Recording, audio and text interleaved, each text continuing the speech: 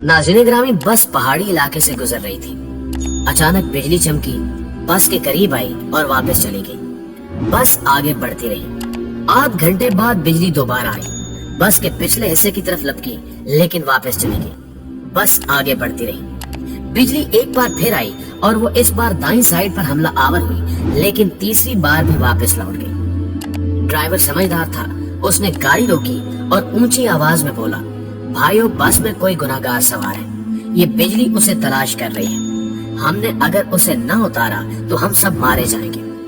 बस में सरासीनगी फैल गई और तमाम मुसाफिर एक दूसरे को शक की नजरों से देखने लगे। ड्राइवर ने मशवरा दिया, सामने पहाड़ के नीचे दरख्त है, हम तमाम एक एक करके उतरते हैं और उस दरख्त के नीचे खड़े हो जाते हैं। हम में से जो गुनाहगार होगा, बिजली उस पर गिर जाएगी और बाकी लोग बच जाएंगे। ये तजवीज काबिल अमल थी। तमाम मुसाफिरों ने इत्तेफाक किया। ड्राइवर सबसे पहले उतरा और दौड़कर दरख्त के नीचे खड़ा हो गया। बिजली आसमान पर चमकती रही, लेकिन वो ड्राइवर की तरफ नहीं आई। वो बस में वापस चला गया। दूसरा मुसाफिर उतरा और दरख्त के नीचे खड़ा हो गया। बिजली ने उसकी तरफ भी तवज्जो नहीं दी। तीसरा मुसाफिर भी साफ बच गया। यूं मुसाफिर आते रहे, दरख्त के नीचे खड़े होते रहे और वापस जाते रहे, यहाँ तक कि सिर्फ एक मुसाफिर बच गया। ये गंदा मजहूल सा मुसाफिर था।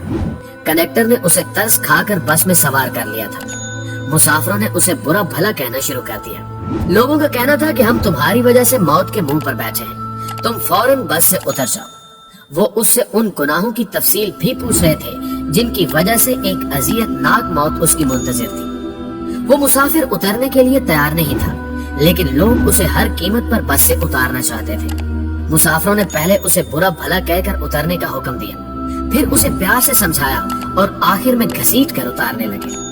वो कभी किसी सीट की पुष्ट पकड़ लेता था, कभी किसी राड के साथ लिपट जाता और कभी दरवाजे को जप्फा मार लेता, लेकिन लोग बाज न आए। उन्होंने उसे जबरदस्ती घसीट कर उतार दिया। ड्राइवर ने बस चला दी। बस जो ही गुनाहगार से चंद मीटर आगे गई, धाड़ की आवाज आई, बिजली बस पर गिरी और तमाम मुसाफिर चंद लम्हों में जलकर भस्म हो गए। वो गुनहगार मुसाफिर 2 घंटों से मुसाफिरों की जान बचा रहा था। नाज़रीन ग्रामी, मुझे किसी साहब ने एक दिलचस्प वाकया सुनाया। वो तुर्की के रास्ते यूनान जाना चाहते थे। एजेंट उन्हें तुर्की ले गया। ये अजमेर शहर से दूसरे लोगों के साथ बर्फबारी का इंतजार करने लगे। सर्दियां यूरोप में दाखिले का बेहतरीन वक्त होता था। बर्फ की वजह से सिक्योरिटी एहलकार मोर्चों में दुबक जाते थे। बॉर्डर पर गश्त रुक जाता था और एजेंट लोगों को कश्तियों में सवार करते थे और उन्हें यूनान के किसी साहिल पर उतार देते थे। ये एजेंटों की आम प्रैक्टिस थी। उन साहब ने बताया कि हम तुर्की में एजेंट के डेरे पर पड़े थे। हमारे साथ गुजरांवाला का एक गंदा सा लड़का था। वो नहाता भी नहीं था और दांत भी साफ नहीं करता था। उससे खौफनाक बू आती थी। तमाम लोग उससे परहेज करते थे।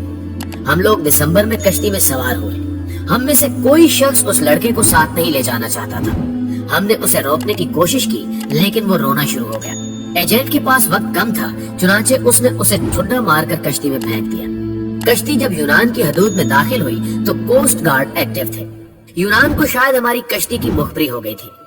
एजेंट ने मुख्तलिफ रास्तों से यूनान में दाखिल होने की कोशिश की, मगर हर रास्ते पर कोस्ट गार्ड थे। इस दौरान उस लड़के की तबीयत खराब हो गई। वो उल्टियां करने लगा। हमने एजेंट से एहतजाज शुरू कर दिया। एजेंट टेंशन में था, उसे गुस्सा आ गया। उसने 2 लड़कों की मदद ली और उसे उठाकर यख पानी में फेंक दिया। वो बेचारा डुबकियां खाने लगा। हम आगे निकल गए। हम अभी आध किलोमीटर आगे गए थे कि हम पर फायरिंग शुरू हो गई। एजेंट ने कश्ती मोड़ने की कोशिश की। कश्ती अपना तवाजुन बरकरार न रख सकी और वो पानी में उलट गई। हम सब पानी में डुबकियां खाने लगे। मैंने खुद को सर्दी, पानी और खौफ के हवाले कर दिया। मेरी आंख खुली तो मैं अस्पताल में था। मुझे अमले ने बताया कि कश्ती में सवार तमाम लोग मर चुके हैं, सिर्फ 2 लोग बचे हैं। मैंने दूसरे शख्स के बारे में पूछा। डॉक्टर ने मेरे बेड का पर्दा हटा दिया। दूसरे बेड पर वही लड़का लेटा था जिसे हमने अपने हाथों से समंदर में फेंका था। समंदर की लहरें धकेलकर उसे साहिल तक ले आई थी। मुझे कोस्ट गार्ड ने बचा लिया था, जबकि बाकी लोग गोलियों का निशाना बन गए या फिर सर्दी से ठिठर कर मर चुके थे। मैं 15 दिन अस्पताल में रहा। मैं इस दौरान ये सोचता रहा कि मैं क्यों बच गया। मुझे कोई जवाब नहीं सूझता था। मैं जब अस्पताल से डिस्चार्ज हो रहा था, मुझे उस वक्त याद आया कि मैंने इस लड़के को लाइफ जैकेट पहनाई थी। एजेंट जब उसे पानी में फेंकने के लिए आ रहा था तो मैंने फौरन बैग से जैकेट निकालकर उसे पहना दी थी। ये वो नेकी थी जिसने मुझे बचा लिया। मुझे जो ही ये नेकी याद आई, मुझे 6 माह का वो सारा जमाना याद आ गया जो हमने उस लड़के के साथ गुजारा था। हम न सिर्फ तुर्की में उसकी वजह से बचते रहे थे, बल्कि वो जब तक हमारी कश्ती में मौजूद रहा, हम कोस्ट गार्ड से भी महफूज रहे, यख पानी से भी और मौत से भी महफूज रहे। हमने जो ही उसे कश्ती से धक्का दिया, मौत ने हम पर अटैक कर दिया। मैंने पुलिस से दरखास्त की कि मैं अपने साथी से मिलना चाहता हूँ। पुलिस एहलकारों ने बताया कि वो पुलिस वैन में तुम्हारा इंतजार कर रहा है। मैं गाड़ी में सवार हुआ और जाते ही उसे गले लगा लिया। मुझे उस वक्त उसके जिस्म से किसी किस्म की बू नहीं आ रही थी।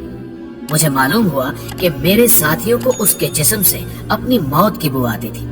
ये उन लोगों की मौत थी जो उन्हें उससे अलग करना चाहती थी, और जो ही अलग हुए सब के सब मौत की आगोश में चले गए। नाज़रीन ग्रामी, मेरे एक बुजुर्ग दोस्त जवानी में अरबपति थे, लेकिन उनकी जिंदगी का आखिरी हिस्सा उसरत में गुजरा। मुझे उन्होंने एक दिन अपनी कहानी सुनाई। उन्होंने बताया कि मेरे वालिद मिल में काम करते थे, गुजारा मुश्किल से होता था। उनका एक कजन माजूर था। कजन के वालिदैन फौत हो गए, उसके आगे पीछे कोई नहीं रहा। मेरे वालिद को तरस आ गया और वो उसे अपने घर ले आए। हम 5 बहन भाई थे। घर में गुर्बत थी और ऊपर से एक माजूर बच्चा सर पर आ गया। वालदा को वो अच्छे नहीं लगते थे। वो सारा दिन उन्हें कोसती रहती थी। हम भी वालदा की वजह से उनसे नफरत करते थे, लेकिन मेरे वालिद को उनसे मोहब्बत थी। वो उन्हें हाथ से खाना भी खिलाते थे और उनका बोल बराज भी साफ करते थे और उन्हें कपड़े भी पहनाते थे। अल्लाह का करना ये हुआ, हमारे हालात बदल गए। हमारे वालिद ने छोटी सी भट्टी लगाई। ये भट्टी कारखाना बनी और वो कारखाना कारखानों में तब्दील हो गया। हम अरबपति हो गए। 1980 की दहाई में हमारे वालिद फौत हो गए। वो चचा तरके में मुझे मिल गए। मैंने उन्हें चंद माह अपने घर रखा, लेकिन मैं जल्द ही तंग आ गया।